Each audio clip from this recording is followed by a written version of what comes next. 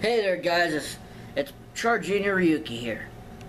I almost did my other intro. Well, you know what? It's your host for the Breast Review Show too. Let's do that. I'll upload it on both of my channel, on my second channel as well.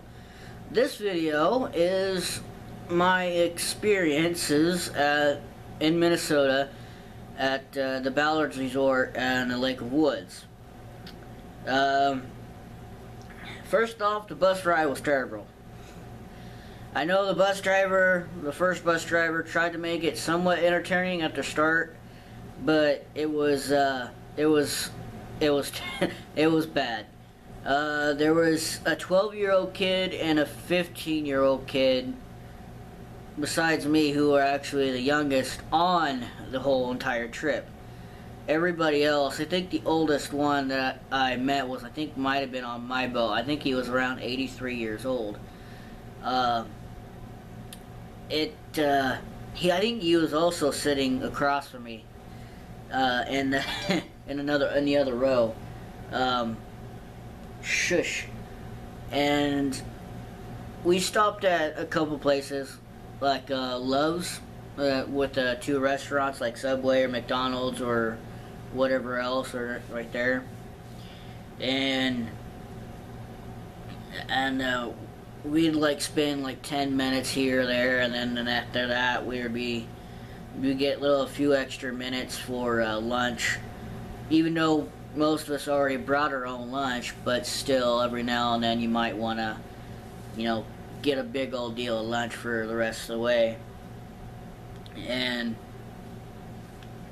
we ended up stopping at our third spot, I believe. This was the third one, where we stopped at a Love's gas station or whatever again, and I got some McDonald's or whatever, and enjoyed it on the bus. And no, I did not drink all the drinks that I brought with me. I brought quite a bit of pop and some juice, because I love my juice. Gotta have some apple juice or fruit punch, gotta have it. Some water, definitely required some water, because the first day of fishing was pretty hot. But even though I'm used to that sort of temperature, drinking some water would be a smart thing to do. I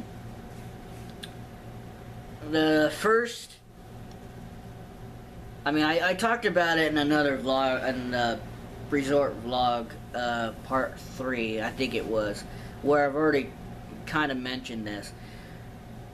But with the rules that you gotta follow when you go down there, and when you go down there, and you have to pay money up front. So you have to pay at least $200 up front, and you pay $600 or whatever later on.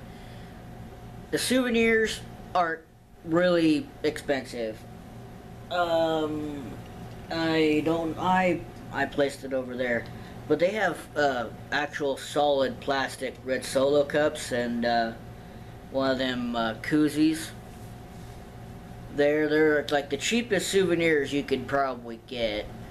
I picked up a couple other souvenirs late at somewhere else, and I think it was in Dakota, where I picked up some of that.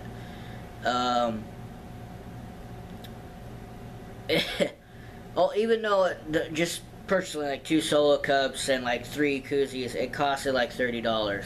That's like the cheapest that you could get.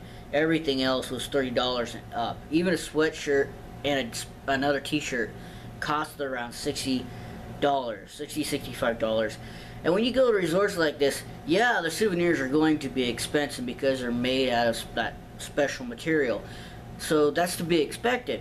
But when it comes to the restaurant, if you want to buy something off the menu, you want to have something off the menu, you have to pay for it. But they also provide lunch for you, meaning they already have meals that are already set up. So Sunday night when I got there, we had ribs, and the next day we had fish. We had some walleye. That was Monday. Tuesday For lunch, we also had fish again. And I think Tuesday night we had shrimp and green bean. I don't know, like green beans. I think it was. Yeah, it was. And Wednesday it was steak cutlets, mashed potatoes. I think it was green beans. I might have misplaced some vegetables or whatever, but still, it was really good food, and they made sure you were fed. So be careful. I ate way too much, more than what I should have, but hey, the food's good. They have really good food. Of course, some of the waitresses really need some work. And I've mentioned her before. I'm not going to mention her name. It's not right to mention her name. But she's cute. I won't have to say that she's cute. But she bounces from table to table, and she overlooks a lot of tables and always assume that they've already been helped. So most of them would sit there for an hour waiting for someone to actually help them. And that's what happened. That first night, me and another couple, the other couple that I was with, ended up waiting like 2 hours before they finally got served, because they left food out. Yeah, they sell it out, but they had snacks like cheese and crackers, some sausage, and there's some sausage and chicken wings laid out for appetizers. And I was like, you guys leave this out, and people are just going to come in here, take it, and then sit down. They're going to see it as, oh, they have appetizers for us already set out, so we're golden, right? No! Because here are the rules for the restaurant, guys. You have to seat yourself. And you have to wait for a waitress to come up to you and ask you, are you on the bus? Or do you, if you don't like, I mean, they'll tell you what you're going to have, like, you're going to have shrimp or steak cutlets or whatever. If you don't want that, you have the option to look at a menu. And they also say if you're on the bus. If you say you're on the bus and they say you're going to, okay, there's going to be like ice cream or chocolate chip cookies afterwards or strawberry shortcake or something of that sort for dessert, that's actually all paid for. With the money that you pay, like the $200 up front plus the rest of your amount, that actually includes the food plus the breakfast plus the food for supper. That's all accounted for. For lunch on the boats, you always will have ham and cheese sandwiches, cookies, and chips of whatever choice. So, and all you have to do is bring drinks. I know when I messed up on that video, if you actually caught it. I said bus 5, not boat 5. I had boat 5, and a guy named Tyler, he did a pretty good job. But the only time when I was really disappointed, like I mentioned in that resort vlog video, that Tuesday I was disappointed. The morning we went out from like a little like 8:15 or whatever to noon, before, when we came back for lunch, was really disappointing. I know it was cold, it was wet, it was raining, it was a storm, yada yada yada, and what here, but still about an hour and a half to 2 hours later, the rain stopped. There was plenty of time to fish for another couple hours, but, because that would have been my suggestion, but nobody would listen to me, because I'm standing here with 5 elderly men and a guide, and the guide is listening to everybody else besides me, so I'm already out of the question, so my suggestion wouldn't even work. But no one gave me that look like, who is this kid, why is he here? And they all, it's more or less a feeling that I paid my money to come here, I paid to come fish here, I want to fish here. So if something was to happen, like if I was to go down there and something was to happen like that again, I would bring my own equipment. And I would, if I have to purchase what I would need, then I would, my extra equipment to fish for walleye or Charjr or whatever else, then yeah, I'll do that. But the fishing was awesome. Here's the thing though, walleye are so much faster than what you really think. They literally, because they have teeth, they're literally eating the bait off of your hook. So most of the time, you'll be sitting there for 20, 30 minutes, maybe even an hour, not even realizing you have a bite, because all the smaller fish that are about like this, or maybe a little longer, like about 6 inches, are either eating the bait off, or a bigger fish has already taken the bait.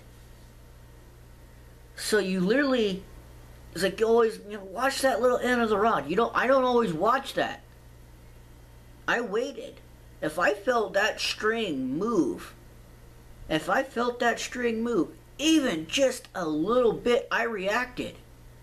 I had to. If I didn't, I wouldn't have a fish on the end of the line. The biggest walleye I caught was around 15 inches. That's the biggest walleye I caught. There was a guy named Basil who was sitting in the back of the boat with me fishing. He caught a 19.5-inch walleye, plus the next morning, Tuesday morning, caught a 22.25-inch walleye.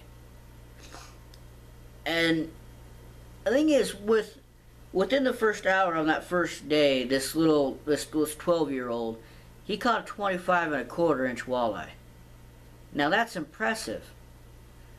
And then there's a kid, that 15-year-old kid, who caught a 22 and a 23-inch that were irregulars or whatever, the ones that you couldn't keep that had to been thrown back. He did a pretty good job too. That was impressive as well. And they were actually on the same boat, just so you know. They were on the same boat. And again, I guess it depends on which guide you get on how far you're going to go out, how far up north you're going to go out. Are you going to cross the border? The borderline on the lake, to Canada, which actually did happen. We actually did cross the border to Canada once, and my phone reacted to it, and I was like, I gotta shut this phone off, or otherwise I'm going to be charged extra. And I'm pretty sure I'll find that out in the next month's bill. But the guy did alright. I ain't gonna say he did terrible, but I'm gonna say he did alright. He only got, I only tipped him on the first day and the last day. He didn't get no tip from me on the second day, because why do you want to quit at noon? You got people that paid to come fish, and they're willing to tip you to fish. But here's the thing, just like I said in that reserve log, that I didn't want to be the only one on that boat to make him take me up north just to fish. And no, I didn't catch fish right off the bat, like boom, boom, boom, boom, boom. Like I said, it takes time. It's like you're sitting there waiting for a catfish, right? You're sitting there. But here's the thing, you can tell when a catfish is about to go. When he's about to take that bait and he's about to bite on that hook, and you know when he's hitting. Same thing with a bass. They hit hard. If you don't set the hook, they're gone. And he's saying, the guy's saying, they'll set themselves, blah, blah, blah. Not all the time. They don't always do. They usually just eat the bait off and go. So off and on, he's like, some of the stuff I listened to him, and some of the stuff I would, make a practice out of and actually try, but then it just wouldn't, pan out. Like that first day, I was constantly using minnows, and we were pretty close to running out of minnows from what I could tell, because every time I'd go down and send a minnow out in the water, it would be gone. I'd be bringing the line back up. But Basil switched rods with me, and I started using worms, and worms were so much better. I mean, Tuesday morning we went jigging instead of the normal way like we did the first and the last day. We went jigging, and we caught at least 7 fish. I mean, some of the ones that we caught were irregulars, we couldn't keep, so we had to throw them back in the water.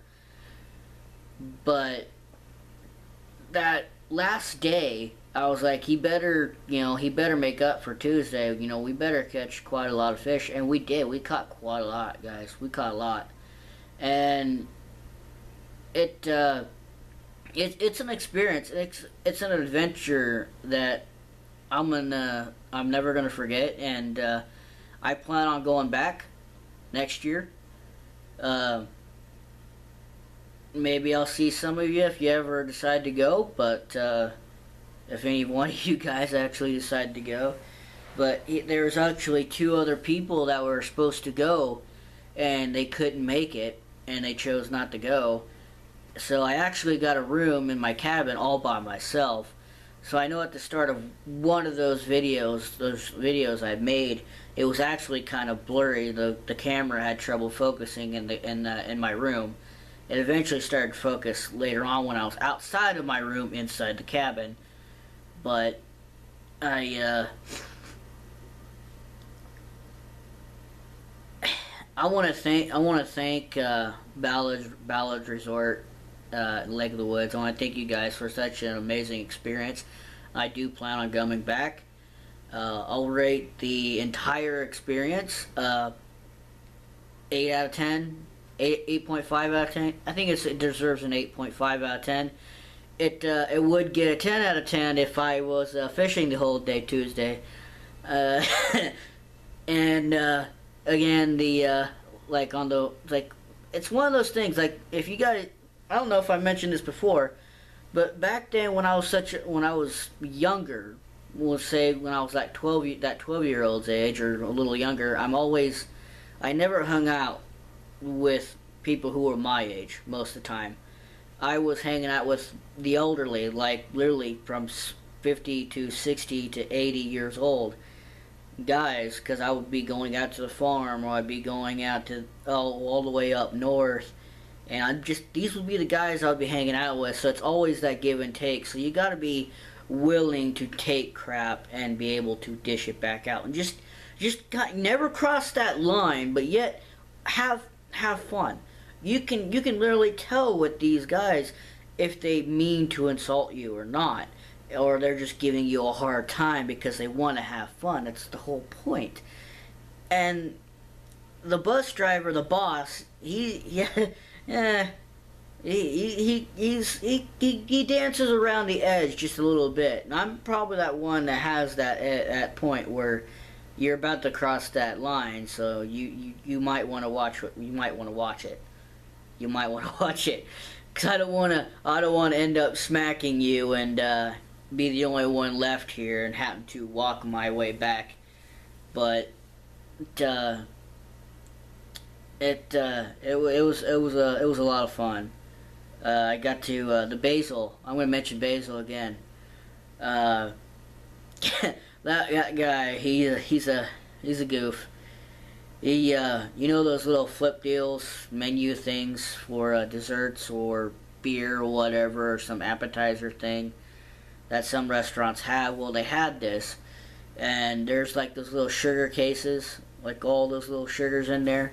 Well, he didn't notice the sugar little basket that was on top of that deal, and he spilt it all over the floor, and I had the waitress come over and pick on him. So, yeah, he did get me back, but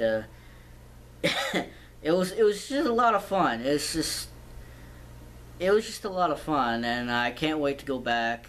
And it was an adventure. Hopefully, the next time that I get to go fight a sturgeon, because catching that northern pike was that was a lot of fun. I think fighting that pike was a lot more than fighting a walleye. But a 29.5-inch walleye, or not walleye, pike, northern pike.